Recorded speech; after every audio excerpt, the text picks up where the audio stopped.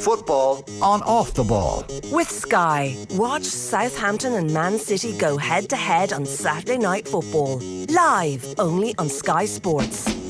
And you're welcome back to Off the Ball Saturday here on News Talk. John Duggan with you through until 5. This is Football Saturday. Hope you're all doing well. Remember, our coverage on Off the Ball brought to you by Sky, an unmissable Super Sunday with Chelsea versus Tottenham live only on Sky Sports. Just to keep you up to date with the scores: Everton 0, Aston Villa 1, Emi Buendia with the winner at Goodison Park. And in the Championship, Bristol City 3, Cardiff 2 as a result, and Nottingham Forest 2, Derby County 1 as a result as well. Also in the McGrath Cup, Kerry 2-9, Cork 5 points, Leinster romping to a victory as well. In the Champions Cup, Leinster absolutely cruising. Jimmy O'Brien with a hat-trick of tries, and they ended up winning by 64 points to 7 against Bath at the Rec. So that's what's going on. Going to keep you right up to date with Man United's game against West Ham here between 3 and 5 on Football Saturday. You can text us 53106 for streaming the conversation. So listen to us on News Talk. Also watch us on the digital and social channels for Off the Ball. For Periscope on Twitter at Off the Ball, on YouTube, on Facebook, and on the OTB Sports app.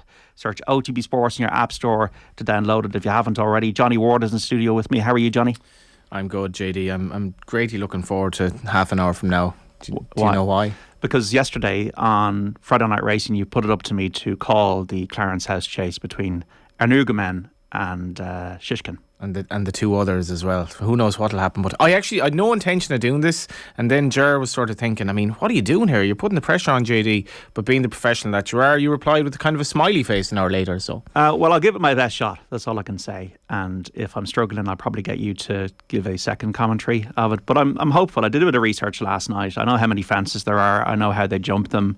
There's only 4 runners in the race. So my commentary career will either die on its sword today, or it'll be something that I might do in the future. God, maybe I could be the catalyst for a complete career change for you. I don't think so. I love Off the Ball Saturday too much, and we're delighted to be joined on Skype by Shane Keegan, our regular pundit, the UEFA Pro Licence coach, and for the first time, Graham Gartland, former League of Ireland and FAI Cup winner, Longford Town, Drogheda United, St Johnstone, Shamrock Rovers, Shells. Graham, great to see you. How are you? Yeah, good, thanks. Villa Everton, it was scrappy enough, lads, and Villa won it by 1-0. I suppose before we talk about Everton, Graham, Stevie G, he's already got Coutinho to the club. They're 10th in the table now, and a bit of money behind them. He seems to have started well. Yeah, he's done really well. I think everything about him coming in has been positive from the club's point of view. I came across him just before, obviously, I left my job at Dundee, and we worked against him, and you could just tell he had a little bit about him that he was going to be successful no matter what he done, and he has that drive and determination, and you can see that in his team today.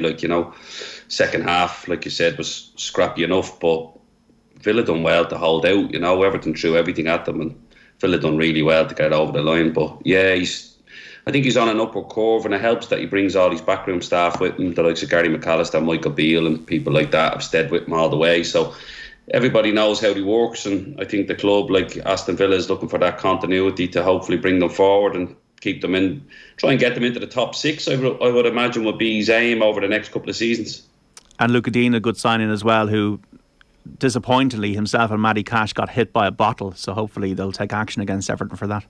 Yeah, seen that as well, actually. Yeah, looked like Cash probably got the brunt of it, and Dean took a sort of little nick off the two of them. But I think there will be, and I was just watching the game there as we finished up with the fans stayed afterwards and protested as well. But I think, in fairness, other than that incident, I think the Everton fans were really good for the team today. They tried to they backed them as much as they could. Obviously, that stuff steps over the line. I don't think anything or anybody should be on the field of play. Like that's where people go to work, and I don't think it should be interfered with by fans or anybody else for that matter.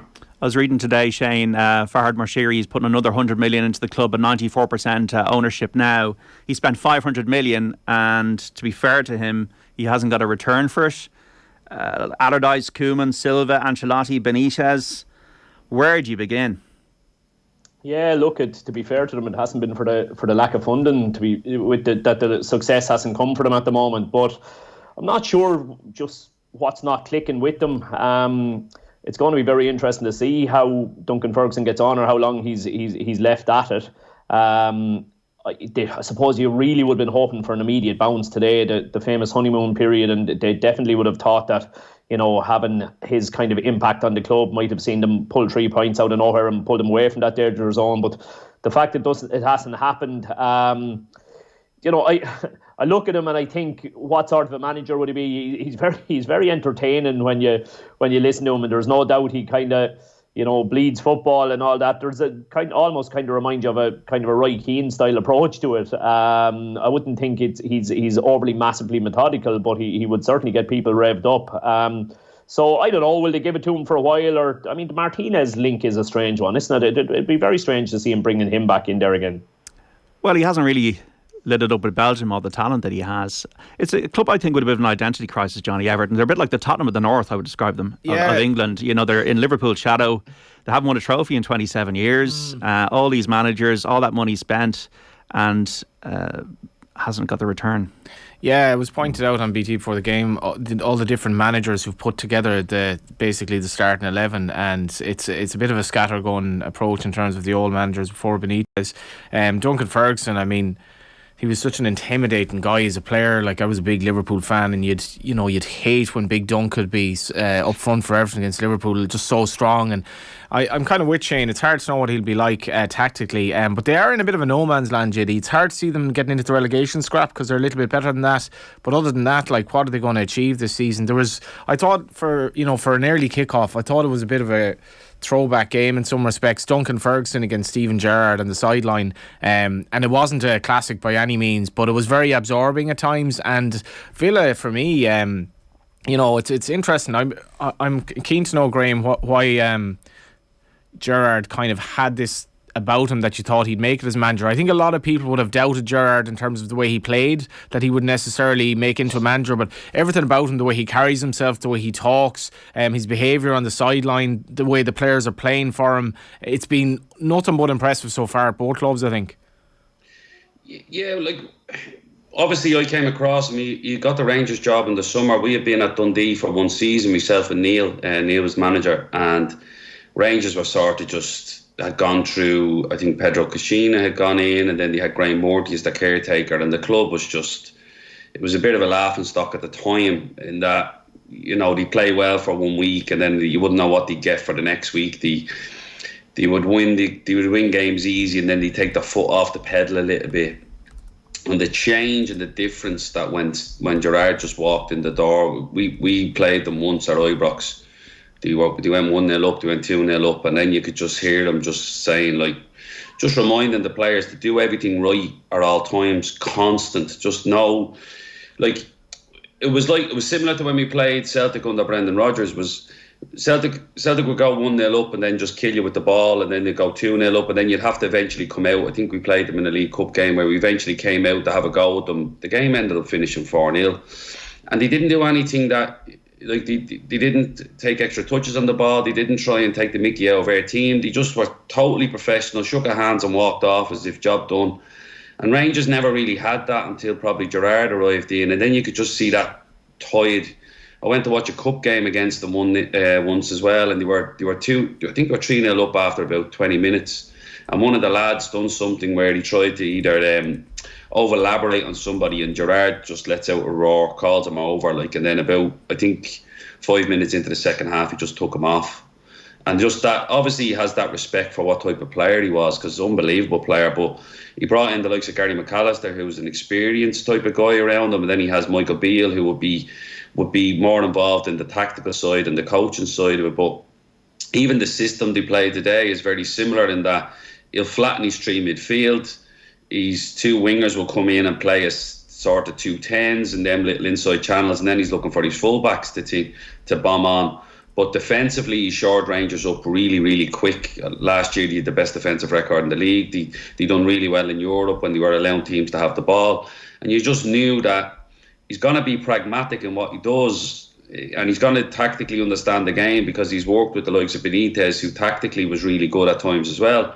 But then he obviously has that flair as a player that would, he's going to let the likes of Coutinho's, or the players who are able to do things off the cuff, to go and express themselves. And that's where I remember walking out, because you go and have sort of something to drink with them afterwards in the office. And I remember walking out afterwards, and I says to Neil, I says, he's gonna be a success, that man. And he just went, yeah, he has something about him, all right, like, you know. And it was just that just stood out, just that presence about him, that he knew what he wanted. He wasn't going to shy away from what he wanted, and nothing was going to get in his way to get there, like, you know. What did he say about you?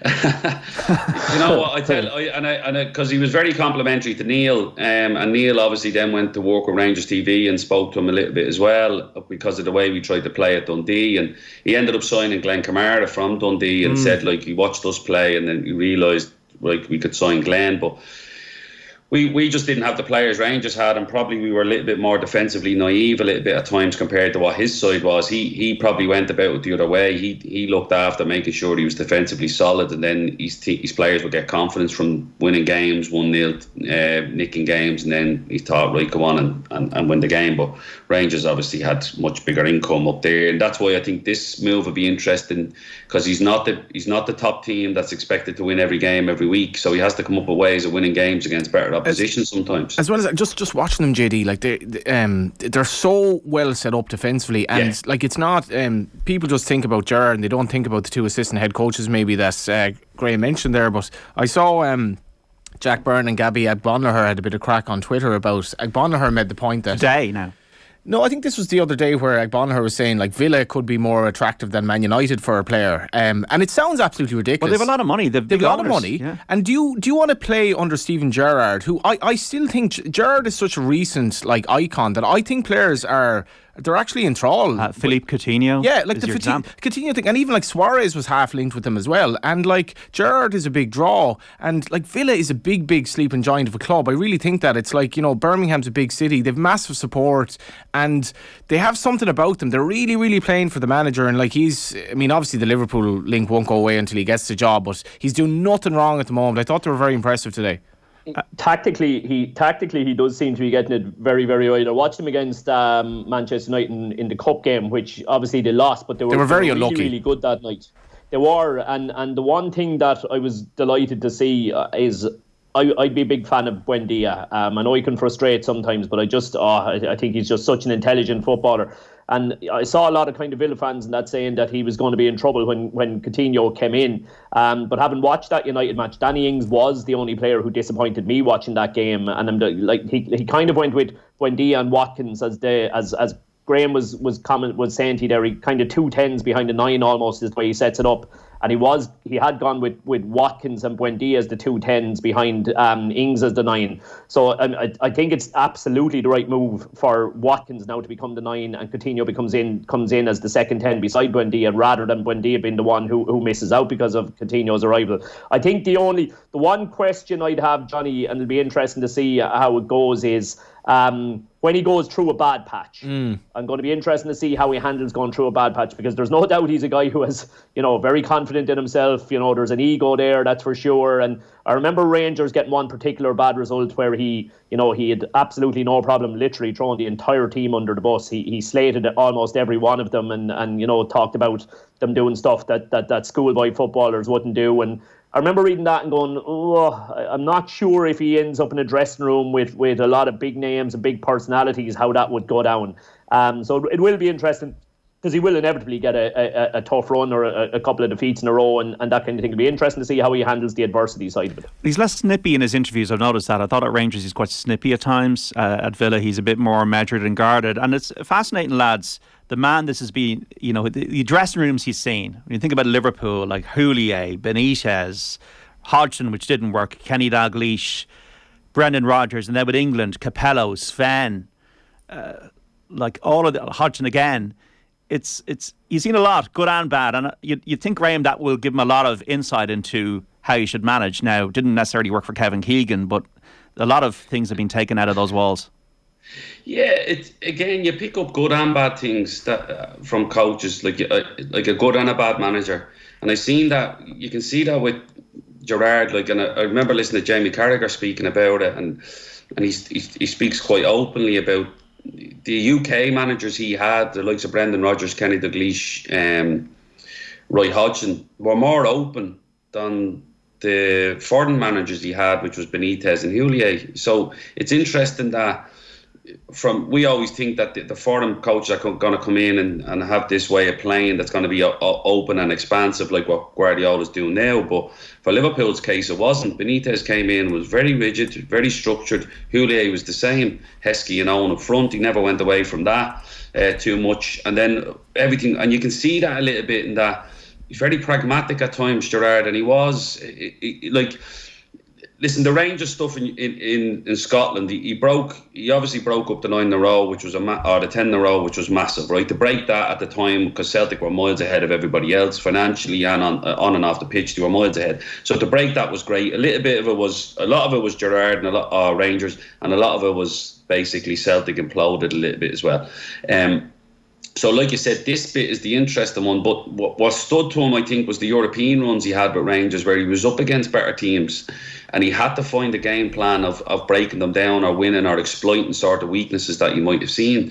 So that's where it'd be interesting to see how he does when he comes up against the likes of Man City. You've seen against Liverpool, they were unlucky as well. He said we probably should have went for a little bit earlier, and he said the same when in the Man United game when he came back and drew 2-2. He says I probably should let them off a little bit earlier, and you can see that's him being a little bit more like probably the Benitez, the Houliers, the Capellos, rather than maybe where his natural instinct would be, no, we can take on anybody. That was the way he was as a player. So I think he's probably has to maybe tame that side of him as a manager at times. But you're going to learn off. You're going to learn off really, really good people. But you're also going to pick up things that you're going to making sure I never do that. And there's certain things that would have went on that he probably wouldn't have been happy with as a player. That he says, well, I'm not going to do that. And I really like the way that was done, so I'm going to try and implement that. And you forget as well, he worked under Klopp for a couple of years as well with Liverpool, and Beale was involved at Liverpool. So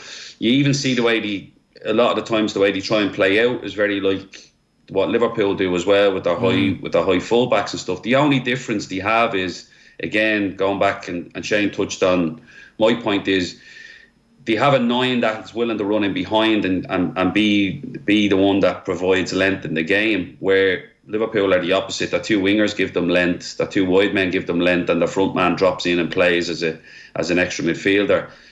Villa do the opposite, and Rangers did the opposite. They pull in the wingers to get an overload midfield, and then the 9 looks to stretch the game. So you can see that there's elements of that as well. How he presses, I think he's not afraid to drop off and let other teams have the ball as well. So he shot. Listen, I think he's done really well, and like I said to you, having been in his presence and seeing that side of him and seeing the way he was and having a discussion with him afterwards, you could just tell he had that.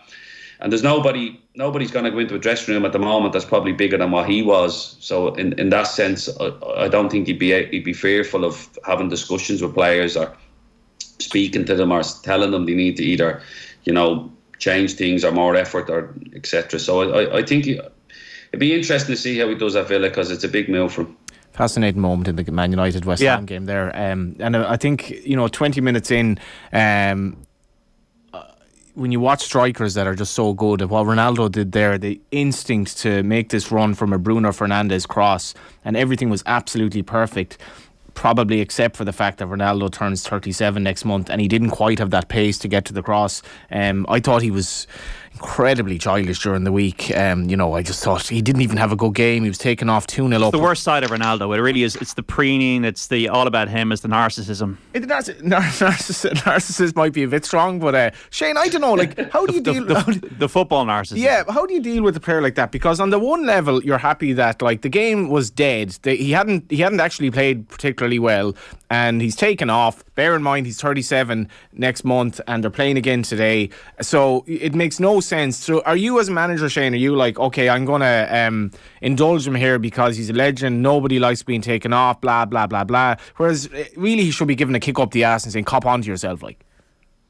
Well, the first point I'd make is that the timing of it is hilarious, because I was on with Owen during the week doing the morning show, and we were chatting about the comments he had made about the dressing room and the young players not showing the correct attitude and all of that kind of stuff. And, I was just saying to Owen, everything he's saying is pretty much bang on and makes complete sense. But I couldn't help but kind of snigger and laugh when I was reading the comments, because like, look who it's coming from, a fella who's arguably the biggest problem in that sense. And you'd hope that he'd look in the mirror, and then for just a few days later, for him literally to go against everything he said and be part of the problem rather than part of the solution is madness.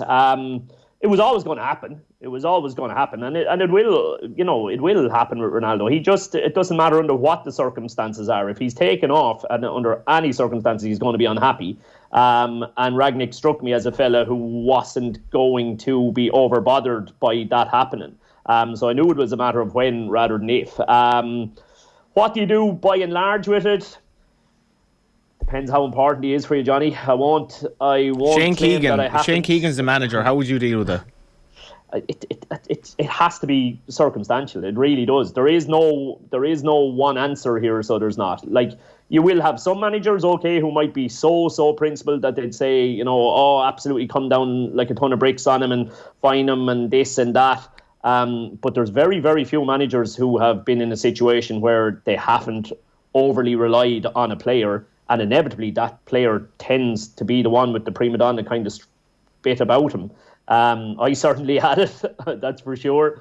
And I would have took both approaches. Like, it was probably affected by the divisions we were in. In the first division, I would have grinned and bared it because of the impact that the player was having, and put up with it and kind of make sure the rest of the players are on side. The best one to actually listen to on all this is Neil Warnock's Autobiography. Is actually hilarious. It's really, really good. We want to hear him talking about Adel Taarabt, lads. It's absolutely comical. Trying to handle that man was just insane. So it was. Refusing to turn up training for a week.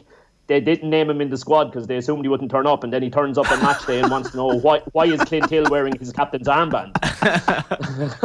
But yeah, I didn't have it quite to that extreme, but yeah, I would have put. And then when we were in the Premier, and you can't get away with that thing quite as much, I would have took the opposite approach, and I would have fallen out with said player and fined and all that kind of crack. So I do think the situation has to be circumstantial. I'm sure Graham's had experience of it too over in Scotland. Do they need Ronaldo, Graham? Do they need him? I don't. I honestly can't. I honestly don't know, because again, I thought in the last season they were building a dynamic sort of front line that looked dangerous, looked like they were on the counter attack, looked like they were all mobile. I know Cavani was obviously in and out as well, but I think Greenwood's the best finisher out of a lot of them at the moment. I've always really liked. I think he gets shots away off both feet so early.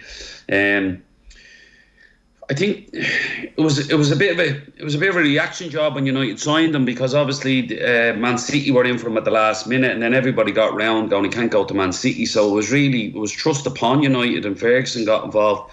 When you have Ferguson involved in signing a player at Man United, it's very hard to then go against him at Man United. Just one sector, Graham. Sorry, why would it have been a bad thing if Ronaldo went to Man City? I can't get my head around that, because he would have destabilised a brilliant team just by the fact that he can't move as much anymore, and it wouldn't have been a negative at all for Man United.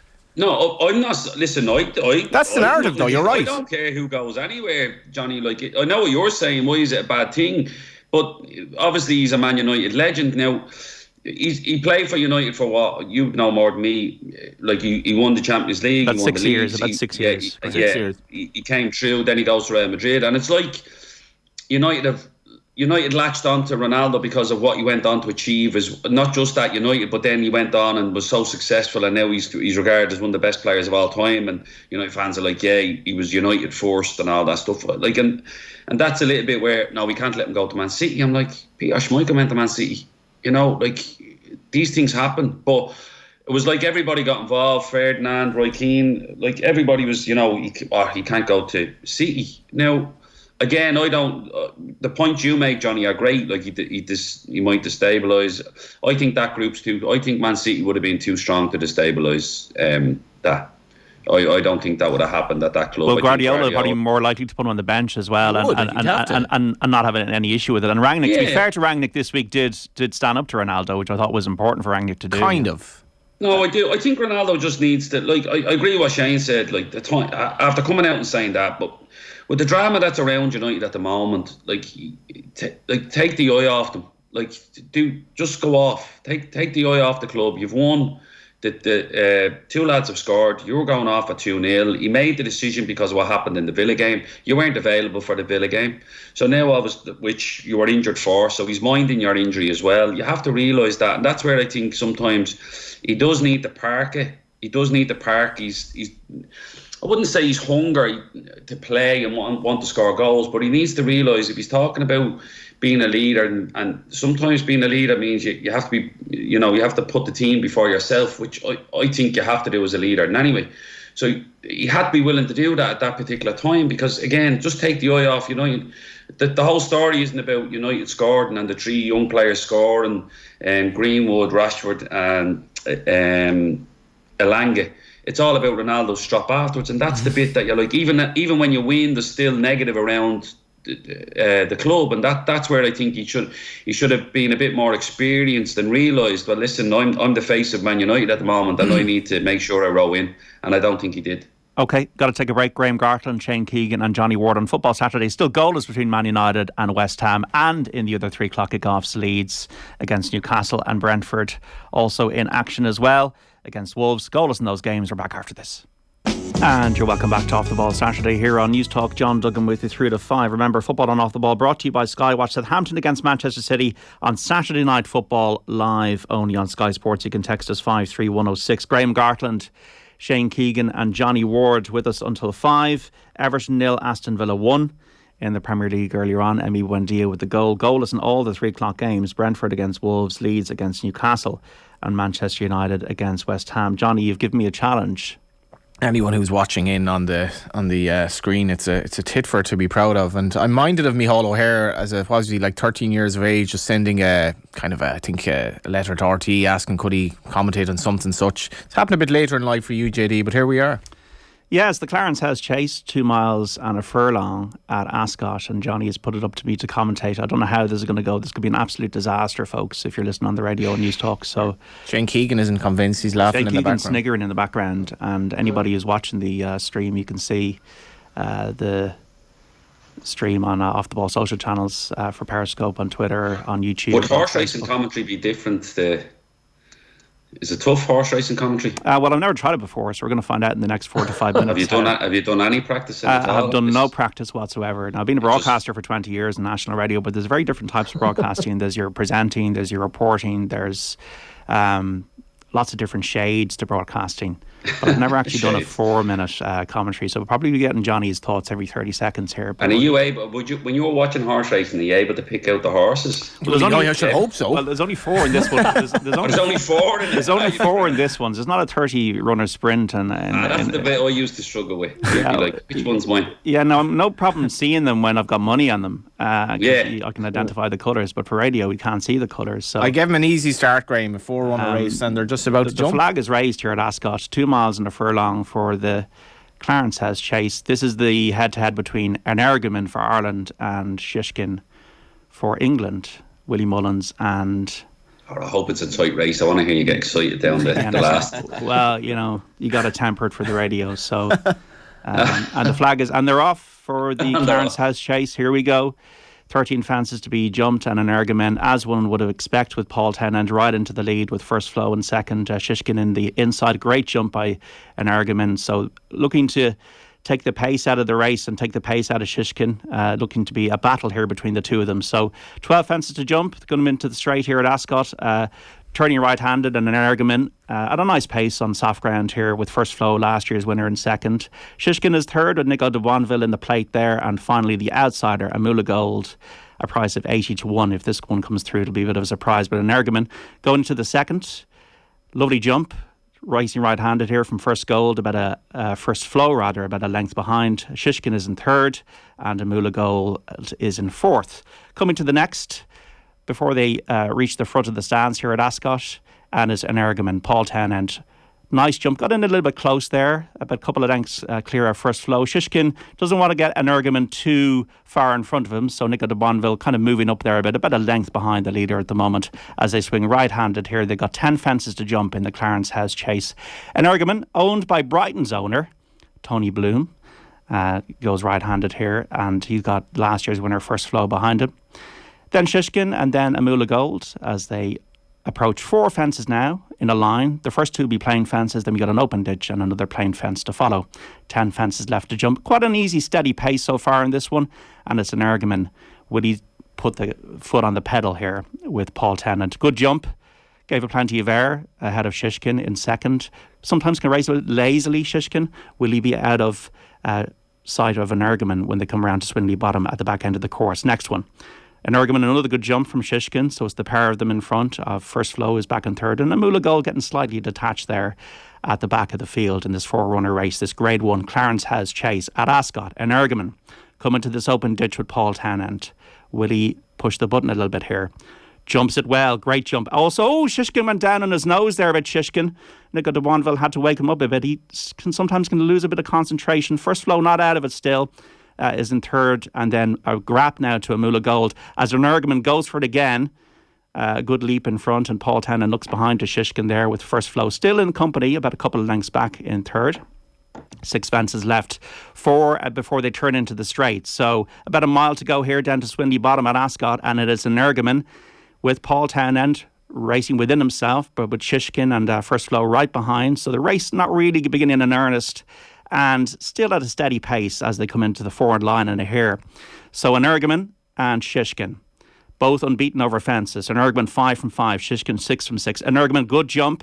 Shishkin a little bit out to his left and being pushed a little bit slightly with first flow now going second, and Energumen has this race very much in his grasp at the moment. Another excellent leap by the leader, Energumen for Ireland and Willie Mullins. First flow in second, and then we have Shishkin back in third. Shishkin, we know, has got a turn of foot here. The next one, Energumen, an excellent jump. He hasn't put a foot wrong all race. 3 fences left to jump.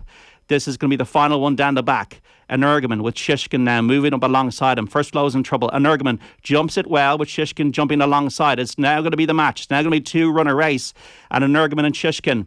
Shishkin being pushed along by Nico de Bonville, about a length behind Energumen, who still hasn't moved under Paul Tennant. They're turning right-handed into the straight. About 3 furlongs left. 2 fences left to jump. Energumen looking like he has it at the moment. Energumen, but we know that Shishkin has got a finishing kick. Energumen down to the second last.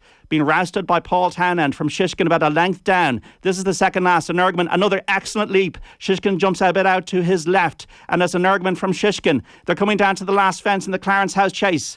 Energumen for Ireland, Shishkin for England. Energumen just slightly, but Shishkin is rallying here. It's going to be down to the last. Energumen, good leap, and he's over from Shishkin. They've got about 100 yards, 150 yards to run. Energumen on this, about a length in front of Shishkin. Shishkin's rallying. It's Energumen from Shishkin. Shishkin's beginning to get up under Nico de Bonville, and Shishkin has won the Clarence House chase. Shishkin from Energumen. It's pace, it's speed that did it in the final 100 yards, and Shishkin, unbeaten, the Arkle winner, has beaten Energumen in the 2 mile, 1 furlong, Grade 1, Clarence House chase, the 6-5 on favourite. Shishkin the winner, Johnny. Take a bow, son. Take a bow. It was absolutely flawless. And I'm not talking about Shishkin's performance. I'm talking about the JD debut in commentary. Give this man a job off the ball. Give him a job. Forget about this Football Saturday. This man should be doing commentary. Well, obviously not forget about Football Saturday, but you should be doing a commentary per race every day. I thought you were amazing. What a race. There was a comic called Billy's Boots back in the 80s, which I used to buy. I think it was Strip in one of these. I think it was Roy the Rovers or something. And when he put on the boots, he scored. And I have the hat on. For anybody who's watching the digital and social channels, the hat is on. I bought this hat, this Trilby at Cheltenham last year for about, I think it was quite expensive actually. And it was 2 years ago because I haven't been to Cheltenham since when the whole pandemic thing started. But now I'm going to take off the hat. The hat that gave me the magic. It gave me the confidence to give that commentary. So, sorry listeners, but Johnny did put it up to me, and I don't interpret your football coverage, but we decided to do it, and it didn't go disastrous. What you make of it, Graham? I thought it went really well. Do you know what? The last couple you start naming the race to get the sponsorship up as well. I thought he's done really well there.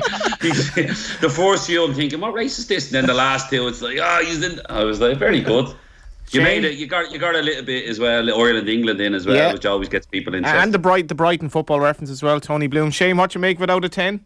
Superb stuff, JD. They say a commentator should help you visualise it. I could see every bit of that head to head, right up to the finish line. Top drawer job. Thanks very much, folks. And obviously, I'm not paying you to say that, but because now it's what with the restrictions over. JD is bringing the four of us out for a long night and some. What are the restrictions now? We can just what we can actually sit at the bar. I think that's of the one thing, lads, to be able to sit at the bar. Logan's put up a photo on Twitter of the bar stools, like that iconic pub in Dublin, and it was. I'd imagine now if you pass Grogan's when we leave here, it'll be absolutely jammers. Johnny, have you been back in a pub since your mishap? My mishap? Yeah, the reason that you have crutches, like. Shane, that was 2 months ago. It's like saying to the man, breathe. I mean, it may have stopped me from cycling and from playing AstroTurf badly, but they're a strange thing. I mean, crutches do marvellous things, really, and JD and I had a beer around Christmas. We spoke about what has passed, what is passing, what is to come and all that. So, which wasn't at that time including a racing commentary. It's I think important to, whether you're drinking or not drinking, to meet people and socialise and enjoy the fact that we're opening up as a society again. So look, plenty of things to look forward to. I hope people are good for them. Just let you know, in the Premier League, it is Brentford 0, Wolves 0, Leeds 0, Newcastle 0 and Man United 0, West Ham 0. We were speaking about Aston Villa before we interrupted with that commentary. We got a text in here from Connor, lads, 53106. Everton fan here. Give it to Rooney. He's going to be a good manager wherever he goes. Graham, is it too soon for Wayne Rooney? Should he jump at the chance if he gets it? We know Derby are a complete mess at the moment. Who should Everton be looking for, do you think? I don't know. The Rooney one is interesting because he obviously got brought into Derby as a player, but you also knew he was going to get lined up to get the job. I think he's done a tremendous job this year, considering I think the whole club the whole staff has rallied round the fact that they're. They've been deducted points and that sort of brings a togetherness to the club that it's actually very hard to manufacture. I haven't seen enough of him to sort of judge him from a tactical point of view, but he seems quite relaxed. I do think managing Premier League clubs and the higher you go up in management, I think you need a team around you to go in and go, right, let's work on as a group, and you need people around you and things in place that you can say, right, let's be successful. And I don't think Everton have that. So, and that's where I'd be more worried about a manager like Rooney coming in with probably not that much experience in terms of just a Derby job. To go in and do it unless he has it, because Everton have obviously got rid of their director of football, Marcel Brands. He left in January or December. He left under Benitez. The head of medicine left under Benitez as well. Their scouting team are a little bit sort of disenfranchised because Benitez had sort of made all the signings himself and was micromanaging the whole lot. So. I do think they need to get a team around it. We said Everton's a bit of a mess, but to me, Duncan Ferguson would probably be more suited at the moment than Rooney. Duncan would probably be a bigger legend at the club than Rooney would be. He's worked under Ancelotti. He's been there around. He knows what the problems are, and maybe you might give him a chance to fix them and get them up and running again. So, if it's between them two, I know they've been. Linked with Lucien Favre as well, the ex-Borussia Dortmund manager, and then it's obviously Martinez. So I don't think they actually have a lot to choose from. So it might be a case that they go after Rooney, but I'd actually like to see Duncan Ferguson get a little shot at it. Jared Gilroy's just texted in. Sorry to interrupt, Jared Gilroy's just texted in. He's very, very high praise for your commentary there. Off tube in a dead room is impossible, and it was great. Oh, thank you, there Jared. You go. Thank you. Bonus on the way. Is that off tube as well? Indeed. So interesting one just text in from Shane Hannon there, our producer. Obviously, play's been halted due to a drone above the stadium in the Brentford game, which is a bit of a mad one. What, people betting, are they? Kerry 217, Cork 11 points full time in the McGrath Cup, so a win for Kerry in their first pre-season competition. Galway beaten Antrim 123 to 117 in the Walsh Cup senior hurling, and Wexford 225, Kilkenny 225 in the Walsh Cup, but the draw puts Wexford through to the final. So it's going to be Wexford against Galway in that final. And in the O'Byrne Cup final in Leinster, Dublin 1-5, Laois 6 points at Netwatch Cullen Park, half time there. Monaghan Donegal contest the McKenna Cup final at Healy Park in Omagh from 5 o'clock. Still goalless in all the games, by the way, in the Premier League at the 3 o'clock starts. Man United and West Ham goalless at half time. Leeds and Newcastle the same, Brentford and Wolves. Would you like to see Wayne Rooney at Everton, Shane? Yeah, it'd be an interesting one. Just when you hear Graham going through the names there, have just popped up in the app here on the phone. Frank Lampard is actually the bookies' favourite at the moment, which surprises me. Definitely surprises me. But the Rooney one, sure, look, kind of as Graham said there, what are we judging him on, or how do we give an educated opinion here on how he'd do as Everton manager? I mean, we've very, very little to go on. Like, I'm not going to claim that I've seen half a dozen derby games, because I haven't. You're looking at the results, and the results seem to be quite decent, and he has turned things around in very, very difficult circumstances.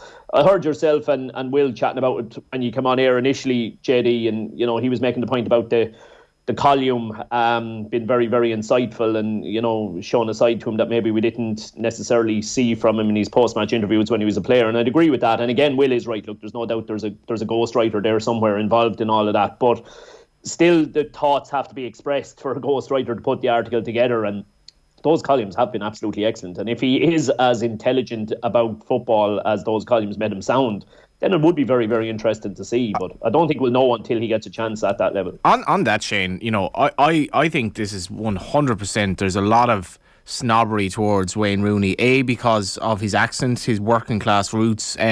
B, even his expression has been brought up in articles before, his face, that he's not necessarily the most handsome man in the world. There's a lot of snobbery where I think people look down on him and think that they're surprised that he can write or he can produce these very erudite columns or be a football coach. I mean, if you take the points that they've lost, Derby are actually having, I know they lost today, but they're actually having a very good season, and he seems to be doing extremely well. And I certainly think the Everton thing could happen. I think the romance of it would appeal, but I like the fact that he's proven people wrong purely because of his accent and where he came from.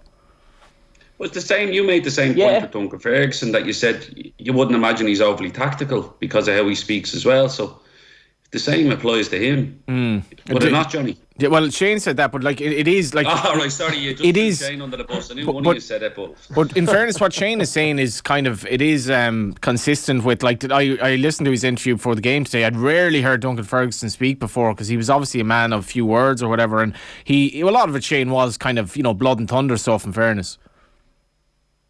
Yeah, which is, and look, again, maybe we're just fitting to a stereotype there. It is very, very easy just to fall into that trap. And that's it. Like, just to make the wider point, like we're constantly commenting on managers and how they're doing with various Premier League clubs when we know about, like, that interview they're doing before or after a game. That's almost the extent of what we know about them, or the bit that we see on the pitch. Like, that's about 5% of their work. Like, we're not seeing what's going on behind. You're getting a little bit more of a look behind the curtain, at least when you have Graham telling us kind of like, the crack with Gerrard when you're face to face and you're in the opposition management team. It's that kind of stuff that I put more weight in than, you bear in mind, as I've said to you on this before, like, you go on these pro license courses, and one of the things you're taught is how to go into a press conference and talk for 10 minutes without saying anything of any substance whatsoever. So when everybody's getting that training, I mean, the thought that you will learn too much from the post matches. Now, I'm going to contradict myself slightly before I wrap up the point. A couple of the foreign managers, particularly Tuchel at the moment, has been far, far more insightful lately than I'm used to hearing managers being. His post-match comments have been consistently really, really interesting. He's kind of, laying it out. This is what we were trying to do, and this is why we tried to do that. I heard him talking recently about the need to make the opposition's wing backs decide where they're going to come on to our full backs or where they're going to stick back with our wingers, and that was the key to the game, making them make that decision. He's actually been very, very good. But by and large, they're completely mundane.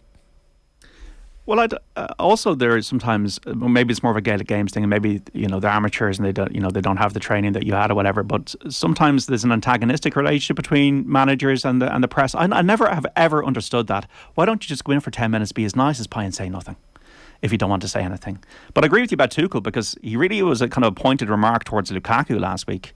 He's been excellent. Tuchel. He was talking after the game, the draw at Brighton, about their tiredness. He's been incredibly candid, and it's almost like, are you calling my bluff here? Because as Shane says, it's not really in their interest, or they were in their perceived interest. Maybe, I don't know, is it maybe the fact that I don't know what Germany has, that type of tabloid press that England has. Like, you have Rangnick, you got Klopp, and you got Tuchel, all pretty much frank and straight about their feelings about everything, and there's no hiding place for. But in England, maybe there's more of a suspicion. I don't know. I thought Gerrard's comments on Benitez were very interesting and frank as well. Well, also they didn't seem to get on.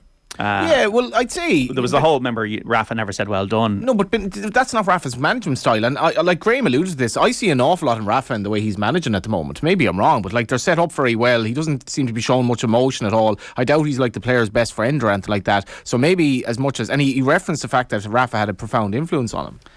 We're just going to ask this before the break, because this will be good fun between 4 and 5 for the listeners.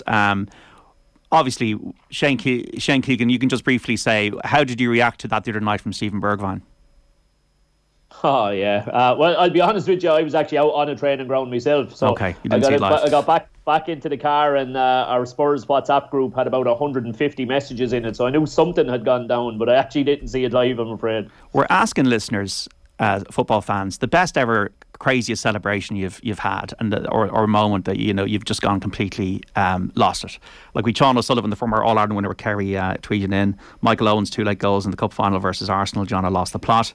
53106, lads, the best celebration was Ireland-Germany, October the 8th, 2015. Long ball from Randolph, long latching onto it, hammered it into the net. When the dust settled, I eventually found bits of my glasses spread over 3 different rows of seats. Match tickets 55 quid, new glasses 400 quid, beating Germany and heading to the Euros in France. Priceless, says Brian. Fair play, Brian.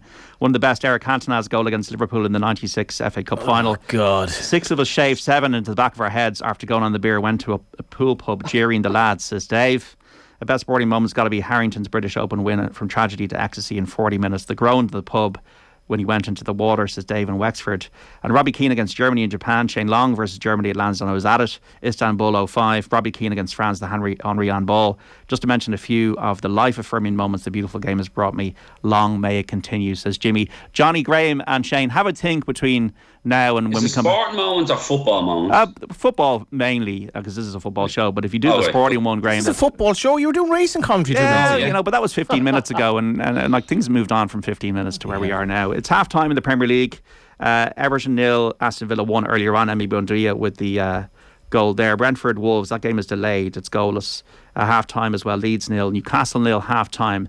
Man United 0, West Ham 0. In the Championship, briefly, half times across the board. Blackpool 0, Millwall 0, also goalless between Bournemouth and Hull. It is Coventry 0, QPR 1, Reading 3, Huddersfield 3, Sheffield United 0, Luton 0, Stoke 1, Fulham 2. It is Swansea 0, Preston 0, and goalless between West Brom and Peterborough. Don't go away, folks. We're back with Off the Ball Saturday and football after the news. Please stay with us. And you're welcome back to Off the Ball Saturday here on News Talk. John Duggan with you through until 5. Remember, football on Off the Ball brought to you by Sky. Don't miss Crystal Palace against Liverpool on Super Sunday, live only on Sky Sports. You can text us 53106, tweet us at Off the Ball. We're streaming the conversation. Listen on News Talk, watch us on the digital and social channels for Periscope and Twitter at Off the Ball, YouTube, Facebook, and on the OTB Sports app. It's goalless between Manchester United and West Ham in the Premier League. Also goalless in the games involving Leeds and Newcastle and Brentford and Wolves. That was a delay to that Brentford game because of an issue with a drone in West London. And we're joined by Johnny Ward in studio, the broadcaster and journalist. Graham Gartland, former League of Ireland winner and FAI Cup winner, is on Skype with us, as is Shane Keegan, the UEFA Pro Licence coach. Just asking folks before 4 o'clock, because I was in bed the other night because I got up at 4 o'clock in the morning and watching the Spurs Leicester game, and but obviously absolutely thrilled. Kind of woke me up completely what Bergwijn did, but it kind of brought me back to the Amsterdam game, Shane Keegan, and hugging random strangers, and what you do in the complete disbelief and shock and feeling of electricity going through your body at something that so amazing could happen. Has there been a moment in your life, Shane Keegan, when a football thing happened and you went absolutely crazy? Was it one of your teams winning? Was it shaking hands with Mikel Arteta? What was it? No, definitely not that anyway. No, I'll tell you, it's mad, JD, and look, it might sound an incredibly selfish thing to say, but I would hope or think that Graham might agree that he might have been in a similar boat. When you're in it and when you're involved in something, it just completely and utterly takes over, and all other sport outside what you're directly involved in becomes completely and utterly secondary. Like, I can honestly say that if I say during my time managing Galway United, right, if somebody said to me, you have a choice of 3 things here, Shane, we'll grant you one of these 3 wishes. Ireland can win the next World Cup, Spurs can win the next Champions League, or Galway United can pick up the 3 points in this Friday night's game. Like, I wouldn't even have had to think twice. Like, it's just option 3 all day long. You can become completely and utterly consumed by your own kind of sporting endeavours and what you're involved in. So, like, my high point absolutely would have been we played away to UCD with about 4 or 5 games left in 2015. And even though mathematically winning that game, we hadn't mathematically wrapped the title up. I knew kind of when we won that game that was it. We were going to be the First Division champions. That always strikes me as probably the biggest high I've had. But then taking it outside of your own direct stuff, 100%. Like, best for sport, biggest reaction I would have had as a Spurs fan, definitely Lucas Moura's goal against Ajax. And as an Ireland fan, I'd agree with your texter towards the end there, just before the break. I was in the Viva for Shane Long's goal, but probably the one was I was in Stade de France for Robbie Keane's goal. And look, obviously things went south, unfortunately, after that with Thierry. But the moment around that goal was just absolute pure joy. Yeah. Ooh, just a chance there for Man United. It looked like, was it Alanga? Man United 0, West Ham 0 in the early stages of the second half at Old Trafford. It's Fred. Fred had a shot on goal, which has been parried away. The Amsterdam experience I didn't drink that night in Amsterdam because I was on air the next morning. And the next day, myself and my nephews went to the Blarney Stone pub in Amsterdam. And my flight was about 7 o'clock from Schiphol. And it was a tired and emotional afternoon, and I ended up falling asleep on the train and woke up in Rotterdam. Cool. So that's the Tottenham, postscript to the Tottenham story. And I managed to get home because the flight was delayed from Amsterdam. So go back in the train from Rotterdam to Amsterdam. Flight was delayed and managed to get home to Dublin. Graham, have you had any? Was it as a player like Shane? Any moments that really stood out for you as just great life moments as a player or as a fan? As a player, it probably would have been winning the league with Jota that night up when we beat them. We beat Cork up in United Park. That was just relief. Like, I remember just lying on the ground. Like, I think it was actually Stephen Bradley ran over to me because me and Stephen had grown up together, and he ran over and jumped on me, like, and the two of us just hugged for felt like 5 minutes, but it was probably shorter. But it was that type of moment of 3 years of like Paul Doolan, and it was just that pure, like, we might get a compliment here, like, Did you? Yeah.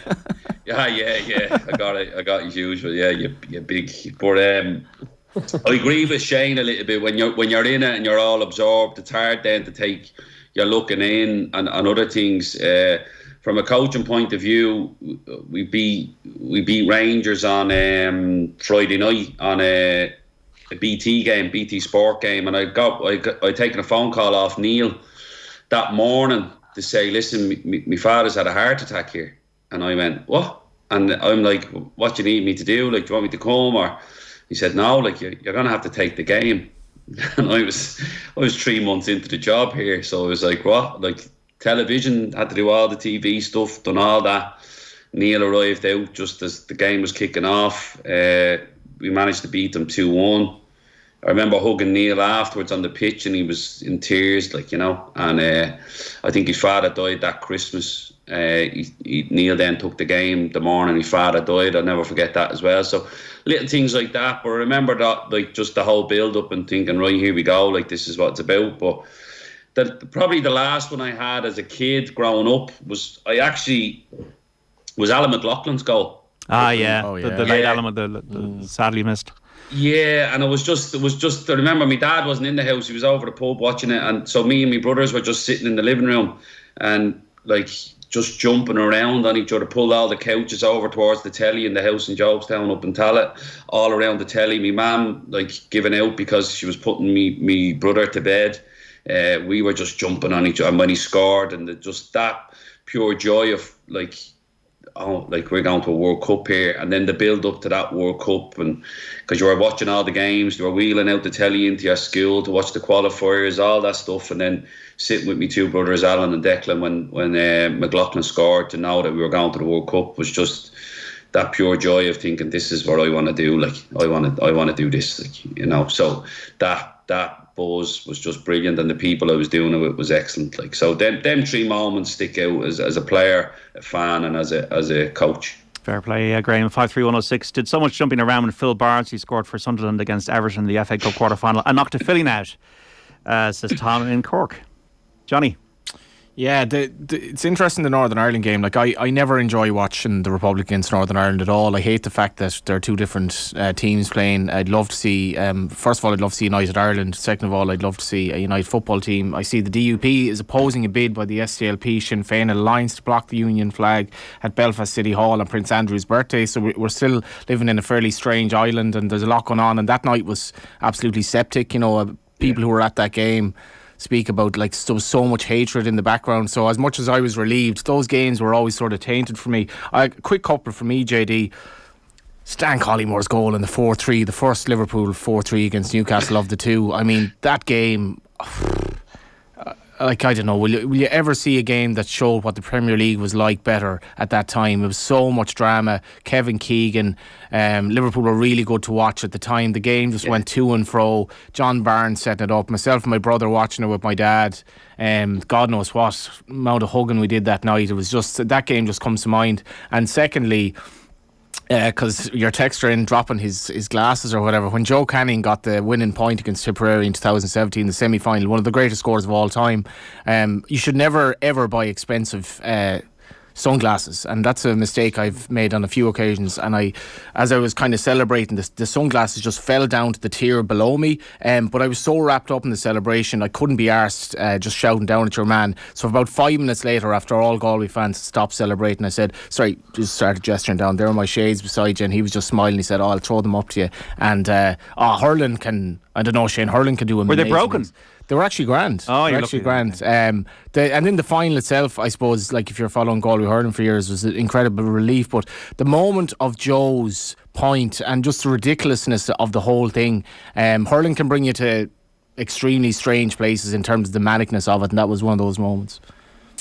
I thought you said football, Johnny. I know, I had to I digressed a little bit there, but turn this back to Galway hurling, everything.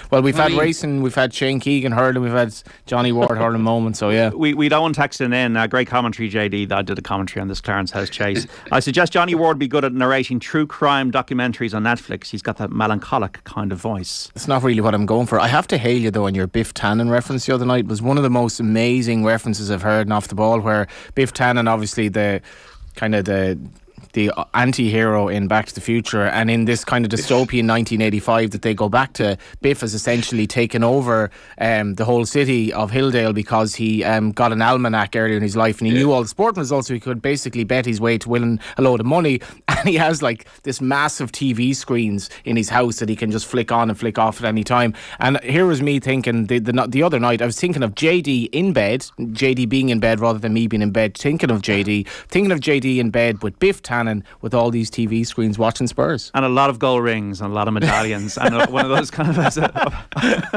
I just love the reference. Purple silk dressing gowns and all that kind of thing. And like with the almanac is in the safe because Michael J. Fox comes in, Marty McFly, and he takes the gun out and he tries to shoot him because the almanac is in the safe, the sporting almanac. Imagine you went back, imagine we were back now to, say, 30 years ago and knew all the results of everything. But it would ruin your life. It would ruin your life. Absolutely ruin your life. You'd be kind of rich for about a year, but would you be rich in spirit, JD? Though? Would you be happy? Would you be happy? I mean, would it have been good if we knew that Shishkin was going to overtake Onaghameen there? I mean, the drama was in not knowing. Well, the drama, I bet sport, like, even the actors like Graham and Shane don't know, and that's the beauty of it. Like, that's, I think what unites the participants and the supporters is the fact that we don't know how the play is going to turn out. And I think that's the beauty of sport. That's why we all love it. That's why we all talk about it. And that's why we're like going off on these massive tangents. Sorry, listeners.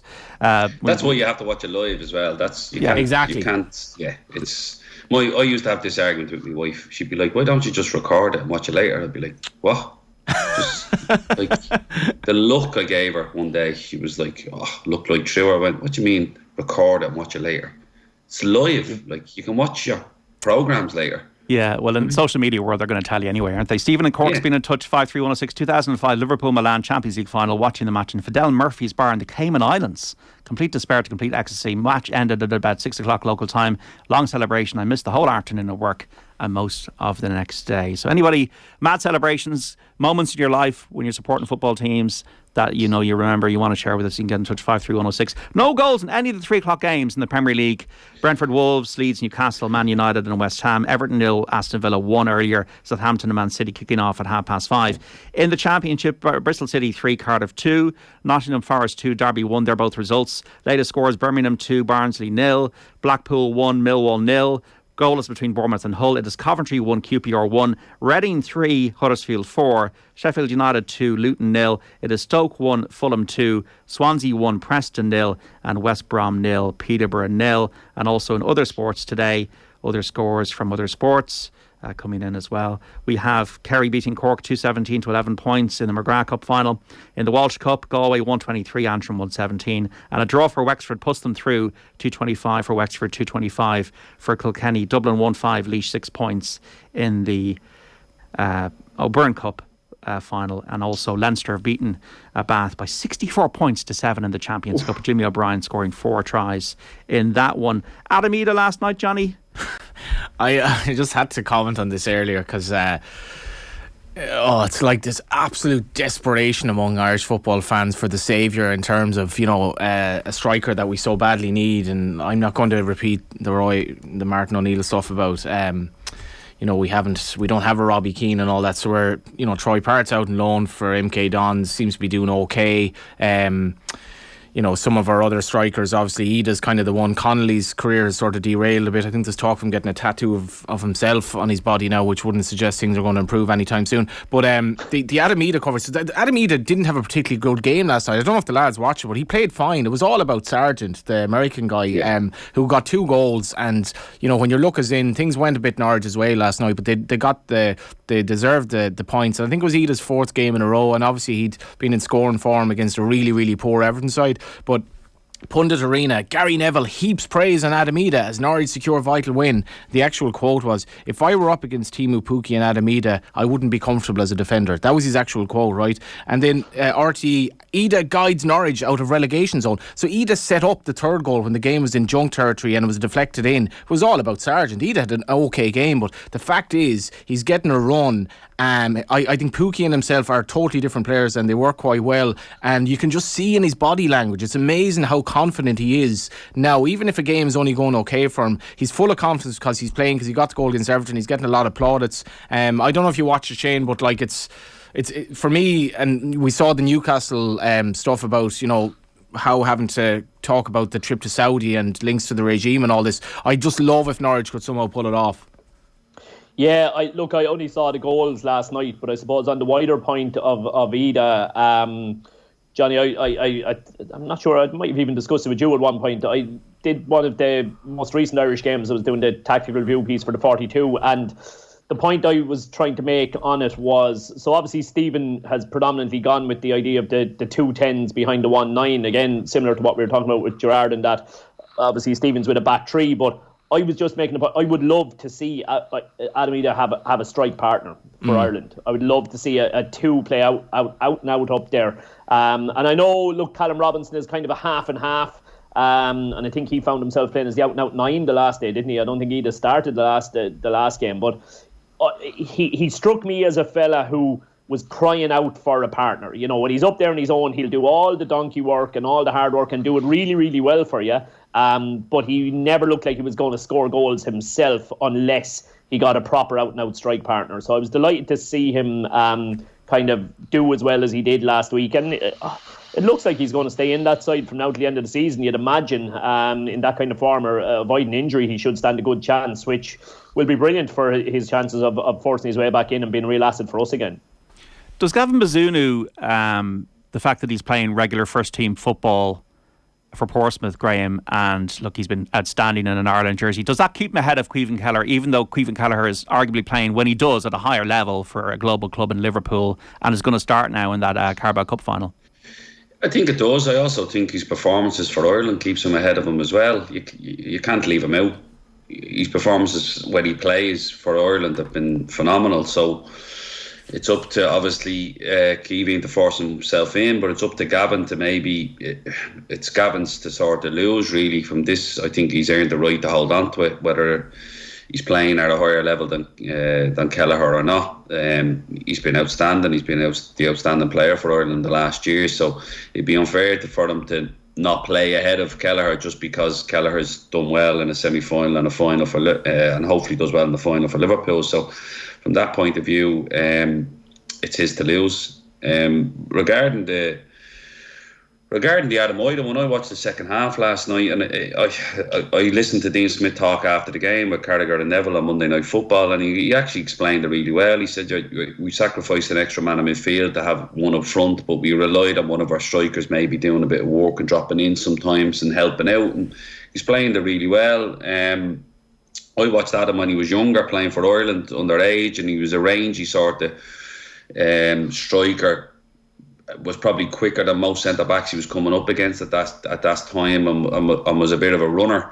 Now, especially the Everton game, I thought he's changed his game up a lot, and you can tell he's worked on that, where he's using his power a little bit more. He knows he probably doesn't have blistering pace that he's going to get away from people, so now his movement has to be a lot better. He's getting out in front, he's linking the game more, he's retaining possession, he's getting the ball wide, and then he's a good 6'2" and he's a powerful boy, so he's going to do well for crosses. So you can see he's sort of maturing into his body a little bit. He's realising I won't be able to play the way I did when I was 17, where I had the legs on everybody. Now I have to be clever with my movement. I have to understand the game a little bit more, and Norwich are sort of reaping the benefits of that. 5-3-1-6 jump around moments include the Gary Mack free kick for Liverpool against Everton to win 3-2. Fowler's last minute winner in the second 4-3 Liverpool-Newcastle game. Both, I thought Liverpool had thrown the game away and also then won it. Also include the Scotland win to send Ireland to the 88 Euros, as Brian in Dublin. Patrick says Liverpool against Milan in 2005 ended up at the back of a conga that left the pub and went out onto the street.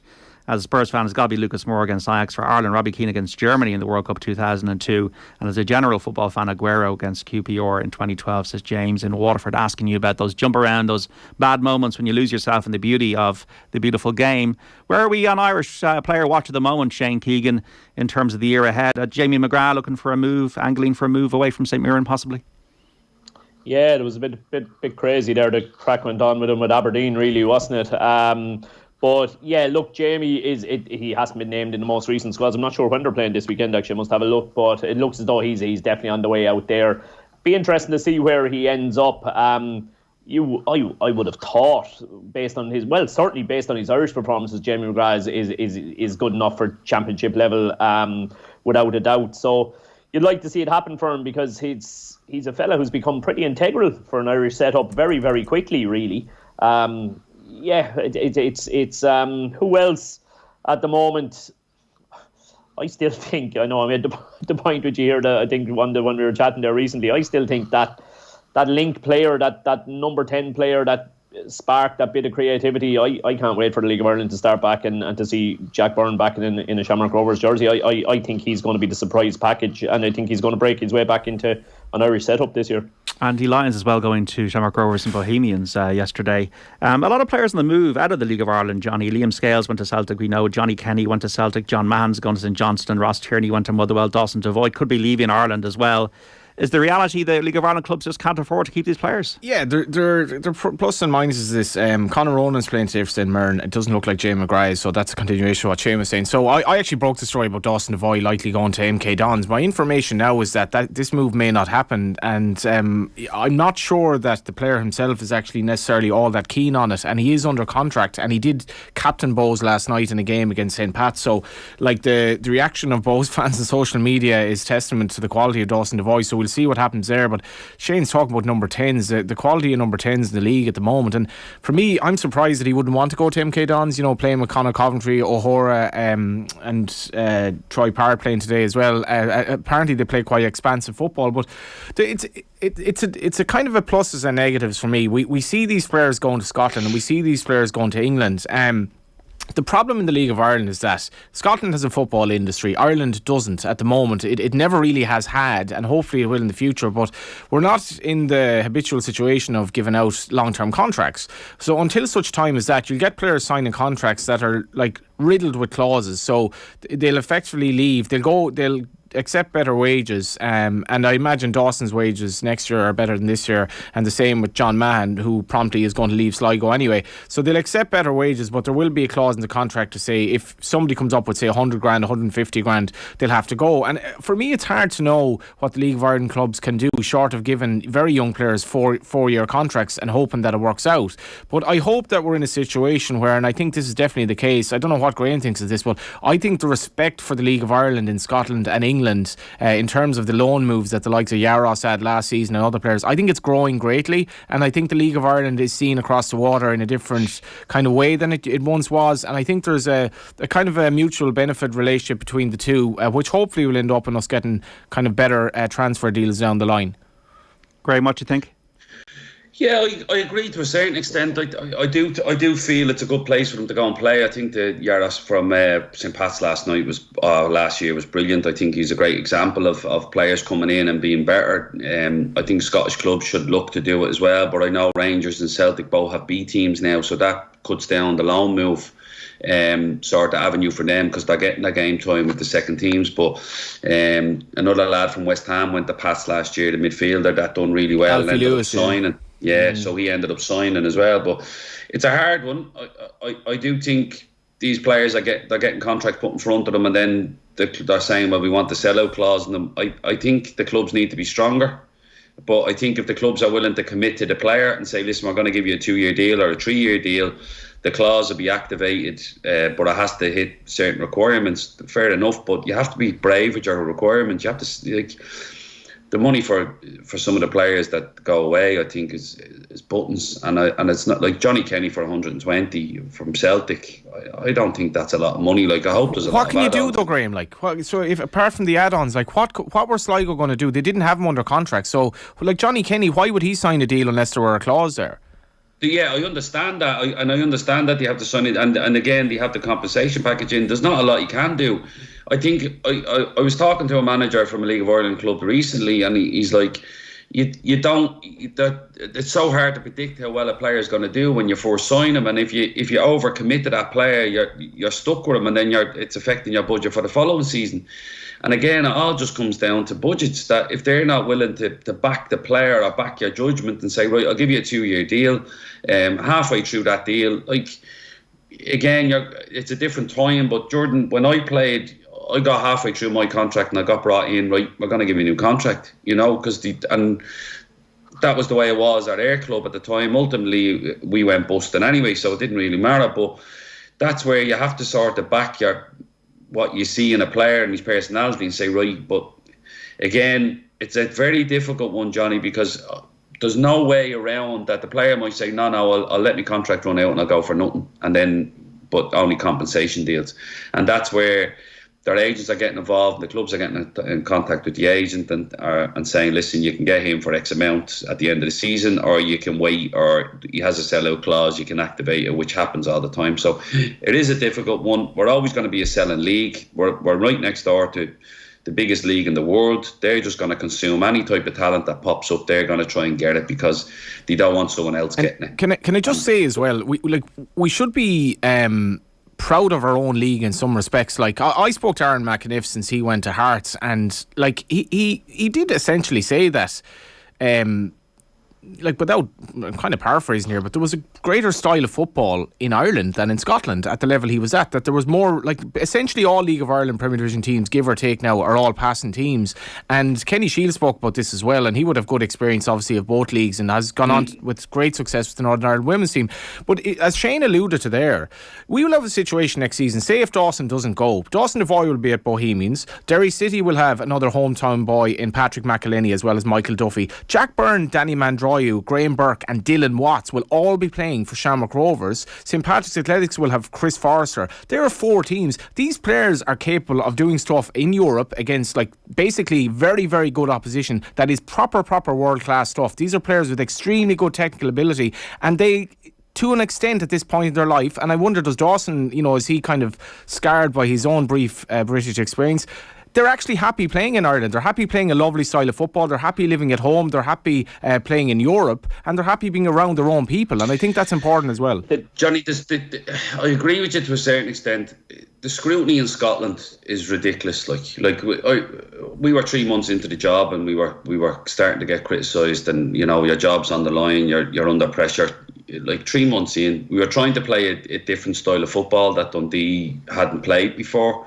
You're trying to implement that, but you're in a 12-team league. There's relegation in it. If you go down, if you're anywhere near the relegation zone, you're under pressure for your job. So what happens then?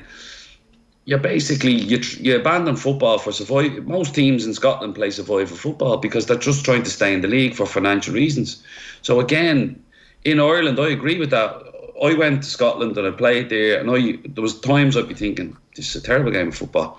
We tried to play more in Ireland, but there was more scrutiny in Scotland. There's more pressure put on the managers. There's more pressure put on the players that you have to get results constantly. Now, I understand that pressure is the same here, but the scrutiny isn't the same. Yeah. It's just not. And then what happens is the managers feel it, and then they change how they play. And then the players like Jack, because Jack was at Kilmarnock with Steve Clark. We played my last game as Dundee assistant. Jack played for Kilmarnock, came on. I think it might have been Jack's last game for Kilmarnock as well. Steve Clark gets a Scotland job. He just had Kilmarnock as being the most pragmatic team in the country.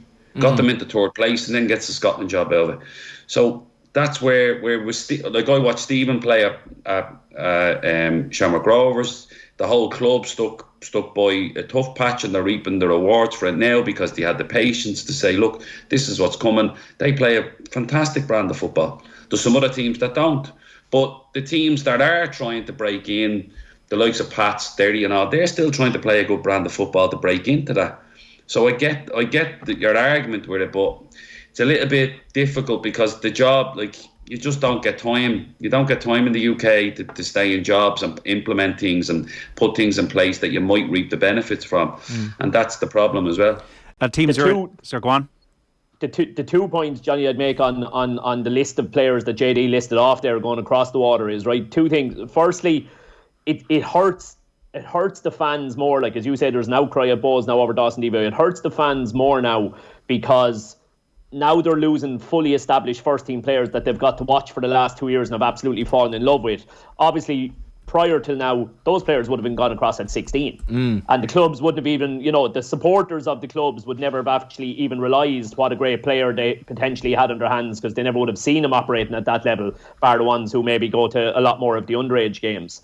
And then in terms of the moves happening, like, I'm sure you're aware, Johnny, you'd be talking to enough young players around the league. Like, if all it takes now is if a kid scores a hat-trick in an under-19 League of Ireland game, or if a kid makes his first-team debut, like, he'll come home from that game and his Instagram, his Twitter, his Facebook, every single thing he has will be flooded with messages from half a dozen agents all around the country promising them the sun, moon and stars, An unofficial drone caused that Brentford Wolves game to be delayed by 20 minutes. There's also a nasty clash of heads between Rico Henry and Matthias Jensen. They were both replaced as concussion subs. That match is still goalless. The teams are in for the game between Southampton and Manchester City, a 5:30 kick-off in the Premier League. City at the moment are they're 11 points clear at the top of the Premier League. Ruben Dias back in the side for John Stones. The only change for the City 11 that beat Chelsea by goal to nil last week. So other than that, it's a winning formula. And for Southampton, 3 players coming in: Kyle Walker-Peters, Stuart Armstrong and Shay Adams comes into their side. Still goalless between Man United and Wolves, Johnny. Not many chances really either. Not many chances. West Ham seem to be playing a kind of a conservative enough game. I've been sort of like half watching it. There haven't been many chances. That one where Ronaldo missed, and we had that chance for Fred as well. But West Ham haven't offered much themselves. It's been very, very cagey, and it's funny enough, as you mentioned, JD, the 3 kickoffs, no goals. So it's been a pretty drab stuff. A lot happening actually in the Championship. I'm just noticing Sheffield United, right? So Sheffield United are beating Luton 2-0. Sheffield United actually have a real chance of making the playoffs the way they're going, and it's there's so much drama in the Championship from an Irish perspective as well, but very little in the Premier League for the 3 o'clock kickoffs. John Egan playing for Sheffield United, as is Conor Harahan today. They're 2-0 up, as you say, against Luton. And the other matches in the Championship, we have full results from earlier on. Bristol City 3, Cardiff 2 and Nottingham Forest 2, Derby 1 in that local derby there. Birmingham at the moment are 2-0 up on Barnsley. At Blackpool 1, Millwall 0. It is Bournemouth 0, Hull 0, Coventry 1, QPR 1, Reading 3, Huddersfield 4. What a cracker that is. And it's Stoke 2, Fulham 2, Swansea 1, Preston 0 and West Brom 0, Peterborough 0. Off the Ball Saturday on News Talk is back after this. And you're welcome back to Off the Ball Saturday here on News Talk. John Duggan with you through to 5 in the company of Johnny Ward here in studio, the broadcaster and journalist. The former League of Ireland and FAI Cup winner Graham Gartland, and also the UEFA Pro Licence coach Shane Keegan. Man United 0, Wolves 0, with 7 minutes of normal time to go. A few substitutions from a United perspective. So Rashford is on, as is Cavani and Martial. They're all on for Elanga, Fred and Greenwood. So Ronaldo staying on the pitch for the closing stages. But quite a cagey affair. There have been goals though elsewhere. In the delayed match between Brentford and Wolves, there was a drone that caused play to be suspended there for a while in London. But it's Brentford 0, Wolves 1 now, with his Moutinho scoring for Bruno Lage's side. And Newcastle have scored away to Leeds. John Joe Shelvey with 10 minutes left at Elland Road. So a fascinating score from that one. Everton 0, Aston Villa 1 earlier on. Emi Buendia with the goal, and Southampton Man City at half-5. Ruben Diaz back in the City defence today. Also, we have lots of gated games matches going on in the O'Byrne Cup. The Dubs are playing Laois, aren't they? And it's Dublin 1-10, Laois 10 points at Netwatch Cullen Park. Monaghan against Donegal in the Dr McKenna Cup final at 5. Earlier on, Kerry won the McGrath Cup final. Kerry 2-17, Cork 11 points. It'll be Galway against Wexford in the Walsh Cup final in Leinster hurling. Tomorrow, Arsenal Burnley 2 o'clock, Crystal Palace Liverpool 2 o'clock, Leicester Brighton at the same time, and at 4:30 Chelsea versus Tottenham. Shane Keegan. Stat there, JD. Sorry. What? 1 shot on target each from Manchester United and West Ham United. This is important in the top 4 race. And Shane, they've had 15 shots, Man United, and they've had 1 on target. Now, that's something else. It is. And United on the attack again. We'll obviously keep you abroad today because we're watching this in the second half as United go on the attack and West Ham try to keep them out. Going to be a big match for this top 4 place. Chelsea Spurs tomorrow, Shane. Antonio Conte got the response of his players against Leicester, and they were unbeaten in the Premier League, but they were terrible against Chelsea in the League Cup. But Chelsea have got their own issues as Tuchel approaches a year in management. Especially, I think the fact that the the wing backs are not available. Chilwell and James, they're a big loss. Yeah, it's actually led him to alter the shape a good bit, JD. He was the back 4 in both games against us in the Carabao Cup semi-finals. So it'll be interesting to see which he goes with, because he did revert back to 5 again for the most recent league game. But it'll be interesting to see which of the 2 he goes with against us tomorrow. Chilwell in particular had a fantastic start to the season. So he was a big loss for them, and then obviously for Reece James to drop out as well, who was flying it. But I wouldn't so much put the issues or the drop-off in form down to those. They have so much quality in the wing-back areas that they can chop or change that around a little bit. It's that front unit that just doesn't. Is Lukaku not working out? Has it been a flop? Is it too soon to say that?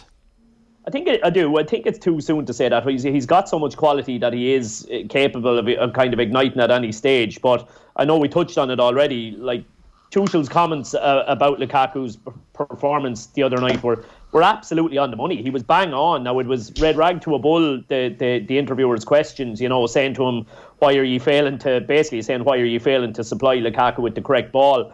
Whereas, if you look back at that game and analyse it, the reason they didn't get up there was because it kept breaking down because Lukaku wasn't making the ball stick and was making poor decisions and having poor technical touches in the final third. So he's definitely trying to get the most out of him is their biggest issue at the moment. Thomas Soucek close there for West Ham. Big chance. So I don't know if Man United just had nobody on the post or they abandoned the post, but Soucek with the header, it looked like Declan Rice was going to get there initially, but it just the Man United defence were all over the shop. Glance wide of the post, it looks like it's going to end up 0-0, but another shot off target, JD. Yeah, how do you make sense of this Chelsea Spurs game tomorrow, Graham? Yeah, it's an interesting one. I done the Chelsea-Liverpool game for yourselves just after Christmas there, and it was a cracker of a game, and I think it's the intensity that Chelsea play at. If they can match that intensity in the game, I think they'll have too much for Spurs, and I think that they're able to do it in certain games and have that high energy level, and then it just dips off where I think when teams sit in against them, they struggle to break them down a little bit, and they haven't got enough guile or enough sort of enough creation or creativity to break teams down, and then they look vulnerable at times as the game goes on, which is seen against Brighton. The wing backs is an issue because I know they played Pulisic there against Brighton and he struggled. Azpilicueta done really well against Liverpool, but they had to change it then later on in the game. One of the Chelsea centre backs had to go off injured. But Spurs have to be buoyed by what happened during the week, and you've seen. Like, I love Conte's reaction after, where that they're all running and celebrating as a staff. I think it's great. I think it's something you want to see from obviously looking in as a fan of football. I think it's great to see. I think the reaction to the players is brilliant. So you're obviously hoping they go in with a bit of confidence. The Chelsea Spurs game has taken on a little bit of extra sort of needle in it since the game at Stamford Bridge a few years ago when Leicester won the league and Chelsea stopped Spurs. Yeah. And it's just brought an extra bit of needle to the game. And I know even when Lampard was taking Chelsea and Mourinho was in charge of Spurs, there was still that needle was in the game even between them two. So I like the sort of evening kick-off. So I don't see the other ones. The 2 o'clock kickoffs, for some reason, the 2 o'clock kickoffs just don't intrigue me at all. Don't know what it is. It's like it zaps the atmosphere out of the game. 12. What about 12:30? It's one of the most ridiculous things ever. Like. Palace Liverpool will be good though. The night games are the ones that create atmosphere, and obviously then 4 o'clock in the winter time, it's an evening game that seems to be more atmosphere in it. The 2 o'clock one's the 4 o'clock. It's like it's only getting dark, and you think the atmosphere might kick in, and then the game's over. So I'm actually really looking forward to the Chelsea Spurs game. Yeah, it was a disaster, that match back in, was it 2016, Chelsea Spurs. But they never liked each other. Yeah. We never liked Chelsea, and as a neutral, obviously Chelsea are brilliant, but as Spurs fans, we never liked Chelsea just as much as we don't like Arsenal. But they don't like us either. Liverpool tomorrow against Crystal Palace. Palace are good at home. They're exciting. They can be a bit hit and miss. But Gallagher has had a fantastic season. Edouard is a threat. But Graham, like Jota, like when you think when Salah and Mane are gone for a couple of weeks, that Liverpool, I think they did wobble a bit in that first leg against Arsenal, in that they couldn't execute when they had an extra player. But Jota, 15 goals in all competitions this season, and Alexander-Arnold, 14 assists. Oh yeah, Jota's been unbelievable. Very good. His movement is ridiculously good. For someone who's not light and quick, he gets in behind people at times. The timing of his runs is great. He's so good in the air for somebody who's you wouldn't consider a big lad. I don't think he's over 6 foot, but he times his leaps really well, which obviously comes off the timing of his runs, and that cleverness is what gets him goals. I felt last year I remember, if I'm right, I was a bit disappointed in Klopp because he played him in a European game where he didn't need to play him and he got injured, and it just derailed Liverpool for a couple of months where he just lacked, because Firmino was out as well, but he wasn't. When he came back in, he wasn't firing on all cylinders neither. And I think he's been a revelation again this year, continuing what he's done what he was about to do last season before he got injured. So he's been a fantastic sign, and that's where we were talking about recruitment for other teams yesterday, where Liverpool look in to see the potential of this lad, that what he could do and what he was doing at Spurs, and he's just hit the great. I think he's just taken to Liverpool so much. Dublin have won the O'Byrne Cup 113 to 11 points victory over Laois this afternoon in Carlow, and also Shane Lowry's just one shot off the lead going into the final round of the Abu Dhabi HSBC Championship. So he's 10 under par with Thomas Peters also on that mark. Scott Jameson leading on 11 under, so it's going to be a good day to watch the golf tomorrow. 64 points to 7 win for Leinster over Bath, a brilliant win at the Rec. Jimmy O'Brien with 4 tries. wins for Kerry in the McGrath Cup final, and the Walsh Cup hurling final will be between Wexford and Antrim, losing to Galway. So Galway 123, Antrim 117. So Wexford and Kilkenny drawing, but that's enough for Wexford to go through to a final against Galway. Monaghan, Donegal at 5 o'clock in the Dr. McKenna Cup. This is an unbelievable chance for Martial, JD. I mean, he's so much time and he's so slow, and then he snatches at it on his left foot, another shot off target. He's not long off the bench, but like a striker, I mean, we have debates about Kelleher and so forth, should he be playing every week for his general well-being as a player, but like Martial, that was one of the rustiest finishes. Unbelievable chance, and sums up the game in many respects. It's really heartwarming to see the comments from Klopp about Kelleher, wasn't it, Shane, yesterday? He's so good. It was, I mean, that save obviously from Lacazette's free kick was as good as you'll see, really. Look, we're blessed. We're absolutely blessed in that department. It's we're not going to have a worry there for the next 20 years between them two. United have scored, and it's Marcus Rashford. 93 minutes into it, Man United won, West Ham 0 in the Premier League at Old Trafford, and Marcus Rashford, the Renaissance man. The fans are on the pitch. This is quality, you know. He said so. His form has been so poor. The old dog Cavani setting him up. You know, I don't like having a pop of Ronaldo. Ronaldo's been quiet and he's been upstaged by Cavani here. Cavani gets to the byline, puts it across. Rashford at the back post, and obviously that awful caveat of an offside or anything like that. We don't have commentary, so Ronaldo picks it up. Good ball by Ronaldo. Plays. Oh no! Oh, I think he's onside. Cavani played into Rashford. Rashford with a goal. It's second close. goal in as many games for Man United. 1-0 against West Ham. Yeah, this would be a huge goal. In fairness to Ronaldo, it's a lovely ball, lovely weighted ball to Martial, Cavani, all four involved if Cavani's not offside. Well, we've had a dramatic afternoon here on Off the Ball Saturday here on News Talk. Is the goal going to stand? I think we're okay. We're okay. Marcus Rashford, we were maybe criticised him a few weeks ago for tweets and the fact that, you know, he just seemed dispirited in one of the matches, and in the last couple of games came on against Brentford and scored, and has come on again now today for Manchester United against West Ham United, and he has scored what looks like to be the winner. Can I just say very briefly on Kelleher, and I think this point has been lost. Kelleher, like Shay Given said, every game I didn't play was a game I missed and so forth. So the obvious thing is Kelleher has to go. He has to go out on loan. He has to get regular game time. Is there any idea that he actually might want to play for Liverpool? He might want to be loyal. Sorry to interrupt, Johnny. Marcus Rashford has won it for Manchester United. Manchester United won, West Ham 0. A huge result in terms of the top four and the Champions League spot. Ralph Rangnick walking to congratulate his players. You can't get more dramatic than that. Yeah, and Moyes isn't happy. I'm not really sure about what. I think that was Man United's. I think that was their second shot on target in the entire game. Now, I might be wrong on that, but Rashford and De Gea, big celebration. You know, the life of these pampered millionaire footballers, I actually do love to see moments like this, because these players are under a lot of pressure, and it's like the old days. Fans are going home happy from Old Trafford. Big win. Okay, so Manchester United now going to 38 points. They're actually into fourth as I speak. With a game in hand as well, don't they, over West Ham? I'll just go and check that for you, Graham. Yeah. The game in hand over West Ham. They do have a game, but obviously Spurs. West Ham having to hope before the we're behind them, hunting them. Spurs have 3 games in hand to Man United, and they're 2 points behind them. And Arsenal have 2 games in hand to them. Well, look, it's all about getting the points. And Manchester United at the moment are into fourth. These are huge wins. The Brentford win. And then this win tonight, like against Brentford, they struggled in that first half, and then to win this game, which looked like a draw all over, nothing much happening in it, Graham, and then Rashford steps up.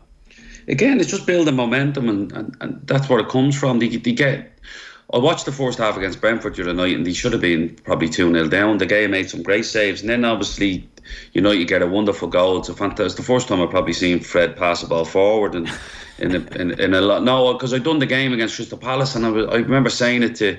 It was an unbelievable pass. Oh yeah, it's a fantastic pass. You're thinking, well, try them more often. Yeah. Like, if it doesn't come off, what's the worst that happens? He did cross the ball for McTominay in the cup as well, which was a great ball as well, to be fair. So just have that willingness to play forward. He's a good left foot, so just use it. Like yourself back in the day. No, I wouldn't be playing them type of passes. Not under Dulo anyway. Yeah. Just momentum. JD. That's what it builds. And then confidence comes from that. So it's another fantastic 6 points for United in the last week. Before you wrap up, I said I was out this morning at some academy sessions, and I was talking to a fella that I hadn't met before, but he was all praise for the show, you know, and he was giving me a running commentary on the strengths and weaknesses of each of us individually. But he came to Johnny Ward and he said, I just love the tangents Johnny flies off in. So I hope the Biff Tannen reference kept him satisfied if he's a fan of all Johnny's tangents this week. Thanks, Shane. Thanks, Graham. Appreciate it today. On that note. Thanks, guys. Brilliant, lads. Thanks very much. Cheers. Good luck. Thanks, Johnny. Thank you. We've got to wrap it up there, folks. Man United up to 4th in the Premier League. A late winner, 1-0 against West Ham. Brentford 0, Wolves 1 is the latest. Leeds 0, Newcastle 1 into stoppage time is the latest score. That is it for now for Off the Ball Saturday. Thanks so much for listening this afternoon. Just to let you know, folks, don't forget we're back from 1 until 7. Joe Malloy in the chair tomorrow. We're going to showcase live commentaries from the Heineken Champions Cup. First up, Connacht to Stade Francais, then also Munster against Wasps. Thanks so much for listening this afternoon. Be sure to check out the podcasts on the OTB Sports app of the Saturday Panel and Football Saturday. Speak tomorrow. Bye-bye.